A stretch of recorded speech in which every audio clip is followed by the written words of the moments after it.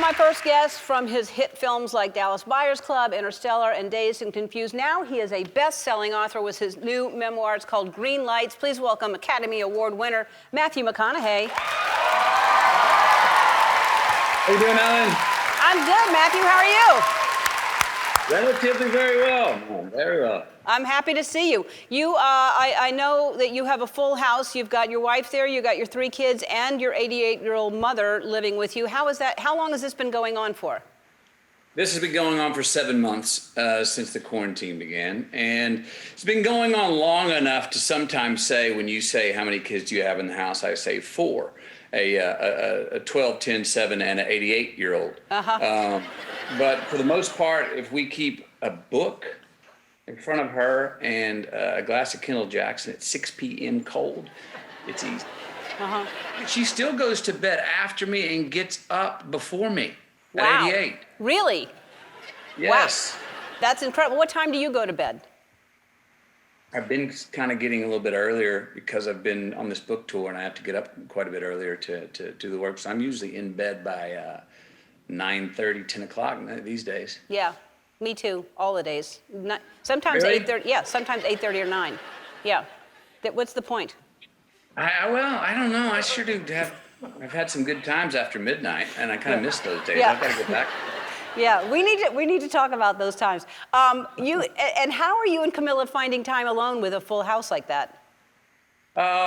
Challenging at times. You know, sometimes you go through the day and you got the kids remote schooling, you get everyone set up, you're doing meals, you're running around, I'm doing my work, she's doing hers, and sometimes it'll be that 9:30 at night or 10 o'clock where we actually look at each other and go, oh, hi, how are you? Yeah. But she's pretty good at scheduling, and we're getting a little bit better at creating some structure, not only for the kids, but for us, and saying, hey, from this time to this time, don't come knocking. Don't come knocking on the door, or we're going out to eat. You guys handle it yourselves, or you guys set your own alarms, handle yourself for breakfast and everything else. We're going to have our time. Yeah, good for you. You've got to do that. Camila just did an episode of our digital show, Lady Parts, with Sarah Hyland, and she talked about what a difficult labor with your first child, and you DJ'd the entire time. Now, does that mean you had the entire equipment set up in the room? No, it was an iPhone I cut off a plastic, big quart size plastic bottle. I cut it off. And if you flip that, I learned this when I was traveling actually through Brazil. If you lay the drinking end of the plastic bottle over the speaker on your phone and they have the open end up, it sort of serves as a bit of an amplifier. Yeah. And so that was our speakers, and that was my DJ booth. And I was playing some Brazilian farm songs that she grew up on because it was like a 3-day labor. And so, you're trying to hold that off, going, no, we're going to have it naturally. Come on, let's do this. Well, that room it was more than humid in that room. The windows were dripping humidity. We were trying to get the rhythm going so well. And so we tried to make it as fun as possible, as the labor was. Wow. So, Matthew, your wife told Sarah that she planted, now was this the placenta of the first child? She planted the placenta and grew a mango tree. And so my question to you is, huh? One of the best mangoes I've ever had in my life. What does that mean? Like, she planted it with seeds of mango with the placenta?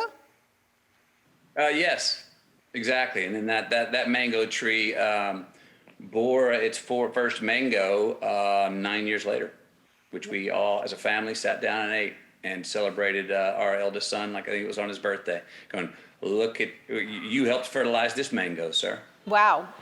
That's pretty incredible. Your story is quite something. The book is called Green Lights. It debuted at #1 New York Times bestseller list. Congratulations. So obviously, and what's cool, and I always am, jealous of people who have kept journals, most of their life, which is what you've done. What made you decide to put it in a book and write a book? Well, I've been keeping journals for 36 years, so since I was 14. And 14 years old, I'm writing in a journal the same reason any adolescent or pubescent's writing in a journal. Oh, why did Gretchen break up with me? Why do I have so many pimples on my face? That kind of thing.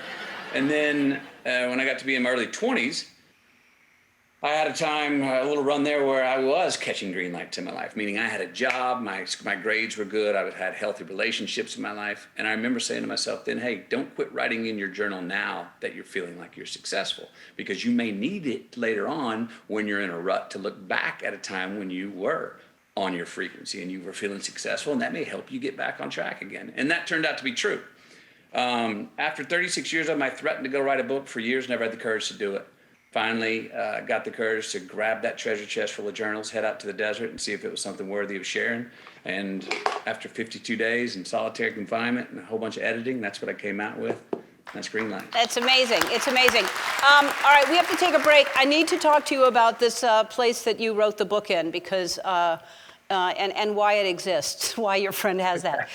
We'll take a break. More with Matthew after this.